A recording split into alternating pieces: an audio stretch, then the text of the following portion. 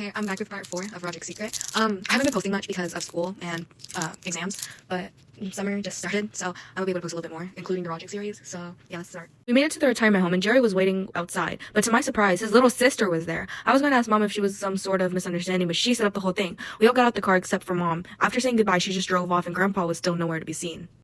I was about to ask Jerry if he seriously planned all this behind my back, except he looked surprised too. That's when I found out he didn't know all of us were coming. Jerry explained that he thought he was just going to be taking care of Manny and Nellie with their grandpa. I suppose with this many surprises and tagging along when you're not invited, this was bound to happen. That was a great time reading that, oh my god. I thought it couldn't get any more surprising, but then Grandpa came out to greet us, and he decided to wear a pride shirt. Needless to say, I was already tuckered out, and we hadn't even done anything yet. Rodrick insisted that Grandpa didn't need to wear that shirt, and that he wasn't even gay anyways. He was bi. But Grandpa had already bought the shirt, and said it was in the same ballpark. As a fellow bisexual, I would like to formally apologize. I've made a severe continuous lapse in judgment. Eventually, he got around to greeting Jerry, and we were on our way downtown. I was starting to feel kind of jealous because Rodrick had talked to his boyfriend, Manny was bickering with Nellie, and all I was left with was Grandpa. And then Randy said, I didn't hear no bell. Our first activity was to go to the playground. I really wanted to try out some of the stuff because my school playground had just been reduced to a patch of dirt. That's when I saw Rowley. He was on the swing, so I walked over to him. I asked if I could go on the swings, but either he didn't hear me or he was just ignoring me because he started talking about how excited he was to play with me. He must be doing this on purpose now because I've told him a million times it's not called playing, it's called hanging out. I explained that I'm only here because Jerry is babysitting me along with the 2 babies. All of a sudden, Riley got excited. A few days ago, he told his parents about the family drama, and they said it was great. We are accepting and stuff. His parents told him it was important to get perspective from people in the LGBTQ community, so I guess Riley saw this as a chance to do that, though I don't think he'll get anything useful out of Rodrick. Can I use the swing now? Riley asked his parents if he can go along with us without even asking me, and they gave him permission. He announced the news to our group that Grandpa was excited, but I could tell Jerry was starting to doubt his ability to take care of this many people. We were getting ready to leave the park when we heard Manny scream. We ran over to see him on the floor and Nellie yelling at him in Spanish. Jerry went over to intervene, and then they both started talking in Spanish. I couldn't understand anything they were saying, but he was trying really hard not to laugh. Okay, I'm gonna read this in English with a translation because I'm not even gonna attempt reading it in Spanish because I'm not gonna be made fun of for this.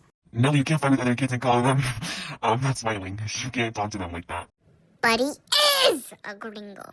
And he tried to steal my bunny. Apparently, Manny tried to take Nellie's stuffed bunny, and she pushed him. I feel like something else also happened, but it looked like Jerry was going to tell us. Grandpa decided to take us to the mall next because we were all getting hungry. Stealing from your friends is bad, and don't punch each other, please! I wanted to talk with Rowley about the new Twisted Wizard update, but he kept asking Rodrick and Jerry questions. I thought it was unfair because the only reason I let him come with us was so I had someone to interact with. How can I be a better ally? We eventually got to the mall, and it was crowded. We made our way to the food court. We all got different stuff from different places. Rodrick and I were going to go get pizza, but when his boyfriend said, Oh my god, I love the burgers here. And Rodrick did a complete 180 because he's a stupid fucking Omega. Normally, I wouldn't care, but the thing is, whenever I ordered pizza at the pizza place, they got my order wrong. And when I tried to get it fixed, the employees pretend not to see me. Hey, yo, me too, yo. I guess since I'm in middle school and they're high schoolers, they think they can just annoy me without any consequences. When I order with Rodrick, he gets it fixed, but now I don't have that option, so I got stuck with Hawaiian pizza. Raleigh tried to offer me some of his sushi, but I wasn't hungry anymore.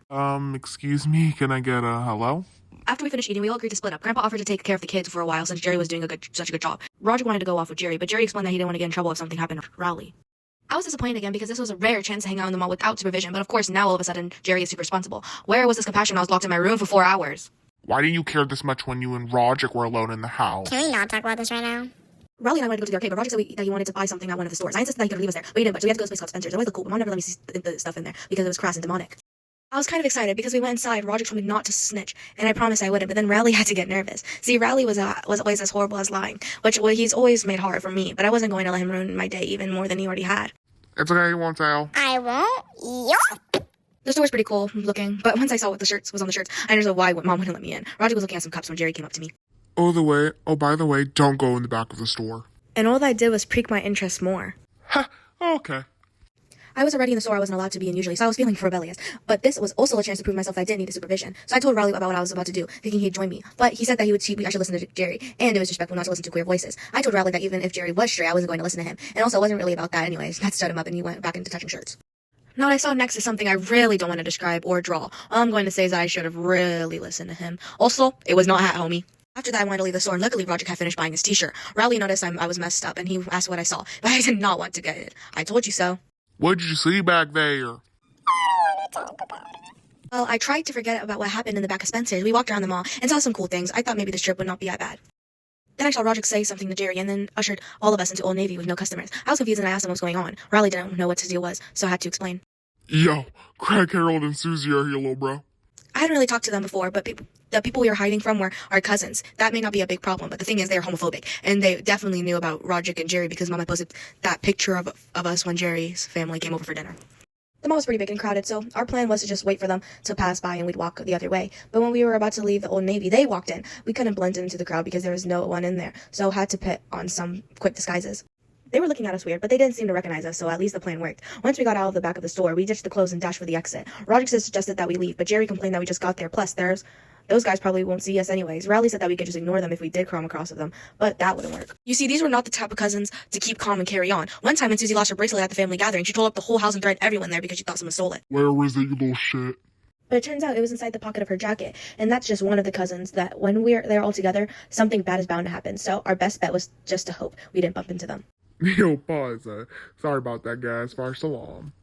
We were trying to get paranoid, and we decided to find Grandpa. Jerry tried to call him, but he wasn't answering. Our next best option was to look in all the places him and the kids were likely to be. I thought maybe we could split up, but Rodrick said that's how people die in horror movies. That was the last thing I wanted to hear. I was starting to wish I was stuck back talking to Grandpa, no matter how boring the stories were. That's when Rowley remembered something. He had overheard Manny wanting to build a bear, so Grandpa might have taken Nellie and Manny there. We tried to look at one of the maps on the wall, but it was really confusing. Eventually, we found it, but when we went inside, we couldn't see them there. We thought it was a dead end, but then that's when Jerry spotted Grandpa and the kids going up the grass elevator. We rushed into the plaza of the mall, and luckily Grandpa saw us and he got to the balcony. But unluckily, someone else spotted us, too. Our homophobic cousins. I told the group what I saw, and then they tried to get Grandpa to quiet down, but that didn't work. I can't hear you, Rodrick and Jerry. Speak up, Greg. I thought we were busted, but then Rodrick shouted, Ayo, we better run! and so we did. We had to push through the crowd, and I think Rodrick even kicked the kid, but I think we had way bigger things to worry about. We got into an area with only a few people, and we're looking for a store to hide in, but Jerry saw Craig, Susie, and Harold closing in on us. We had no time, so we hid behind a divider wall. We were all trying to stay quiet. I was really out of breath. I wasn't expecting to be running this much during a trip to the mall. I tried to hold my breath, but that only made it worse. I thought I was going to get us all caught, but Rowley beat it to me. I could feel the impending doom creep all over all of us. We all froze. It felt like the whole minute of just waiting, but it was probably just a few seconds. Then Harold walked up on us. Ayo, too much pressure. He stayed silent and looked at us for a few seconds before he asked what we were going on. Jerry asked him what was going on because they'd been following us around the mall. I have got to say, Jerry's pretty brave because the rest of us are dead silent. Harold noticed Rowley was scared, and that's when he looked shocked. Then he started to apologize. He said he was sorry and he didn't realize how it looked. He explained that we were just wanting to say hi, but then Rodrick interjected. He asked about them seeing the photo that Mom posted, and Harold said that they all saw, but he didn't look angry or anything. I was feeling less tense, so I decided to speak up as well. Okay, so I'm gonna stop it there. If you want a part 5, you can comment down. I'm probably gonna be posting more because it's summer and I don't have anything to do, so yeah.